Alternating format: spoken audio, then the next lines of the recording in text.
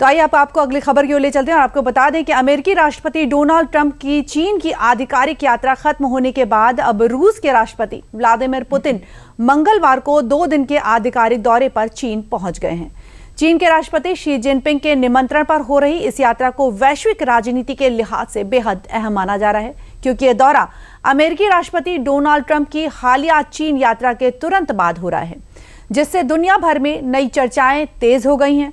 बता दें कि 2 दिन के इस दौरे में पुतिन और शी जिनपिंग के बीच रणनीतिक साझेदारी, यूक्रेन युद्ध, पश्चिम एशिया संकट और वैश्विक राजनीति पर अहम बातचीत होने की उम्मीद है। एक बार फिर से आपको बता दें कि ट्रंप के जाते ही चीन में लैंड हुए पुतिन।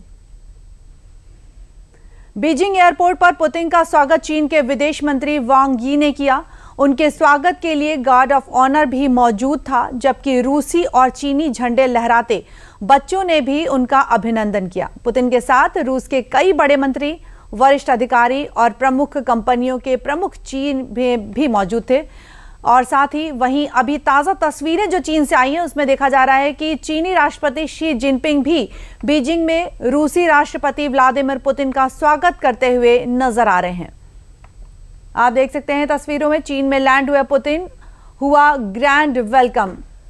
पुतिन का ग्रैंड वेलकम होता चीन में नजर आ रहा है। बीजिंग में पुतिन का भव्य स्वागत, शी जिनपिंग में पुतिन का किया स्वागत। और यह भी आपको बता दें कि किन मुद्दों पर बातचीत की संभावना है। तो बीजिंग को वैश्विक कूटनीति के केंद्र के रूप में पेश करने वाली इस बैक टू बैक मुलाकात में पुतिन और शी जिनपिंग न केवल आर्थिक व ऊर्जा सहयोग, विशेष रूप से power of Siberia 2 gas pipeline को और गहरा करने पर चर्चा करने की उम्मीद है, बल्कि ट्रंप के साथ हुई बातचीत के नतीजों, यूक्रेन संघर्ष, पश्चिम एशिया संकट और वैश्विक सुरक्षा से जुड़े कई जो अहम रणनीतिक मुद्दे हैं उन पर भी गहन मंथन करने की उम्मीद नजर आ रही है। पुतिन जिनपिंग के बीच किन मुद्दों पर बातचीत होनी है? आर्थिक, ऊर्जा सहयोग, यूक्रेन संघर्ष, वैश्विक सुरक्षा। एक बार फिर हमारे साथ विजय उपाध्याय जी जुड़ चुके हैं इस खबर पर। आइए इनसे जान लेते हैं। विजय, एक बार फिर से आपका स्वागत है। बताएं कि रूसी राष्ट्रपति पुतिन की चीन की इस यात्रा को वैश्विक राजनीति के लिहाज से किस तरह से अहम माना जा सकता है, वो भी तब जब हाल ही में अमेरिकी राष्ट्रपति डोनाल्ड ट्रंप भी चीन का दौरा कर चुके थे। और इस तरह के जो बदलता जो ये परिवेश है, परिदृश्य है, उसमें वैश्विक स्तर पर किस तरह की जो परिस्थितियां हैं वो बनने की उम्मीद नजर आ रही है। देखिए, एक तरफ तो पूरी दुनिया ऊर्जा के संकट से जूझ रही है, दूसरी तरफ एक बहुत बड़ी डिप्लोमेटिक पॉलिटिक्स चल रही है पूरे जियो पॉलिटिक्स में। नाटो जो अमेरिका का एक अलायंस था, जो मिलिट्री अलायंस था कि आपस में सहयोग करेंगे, ऐसे ही कभी सोवियत संघ होता था तो वारसा हुआ करता था। वारसा के सारे देश जो है वो रूस के साथ, सोवियत संघ के साथ जुड़े हुए थे और दोनों के बीच कोल्ड वार चलता था। लेकिन अब चीजें बहुत बदल गई हैं। चीन एक बहुत बड़ी पावर के तौर पे इन दोनों देशों के बीच में उठ के खड़ा हो गया है।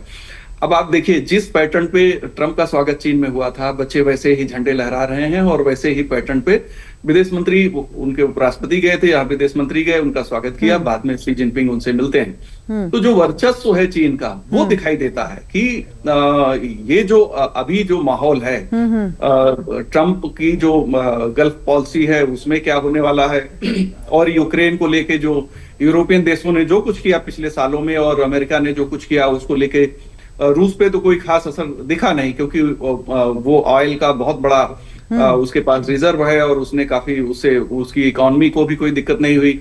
लेकिन अब मुझे ऐसा लगता है कि इस जो गल्फ क्राइसिस है इसमें, हाँ, इसमें दोनों देशों के बीच में चीन सबसे बड़ा प्लेयर बन के उभरने वाला है और ये ट्रंप की यात्रा और पुतिन की यात्रा यही बता रही है।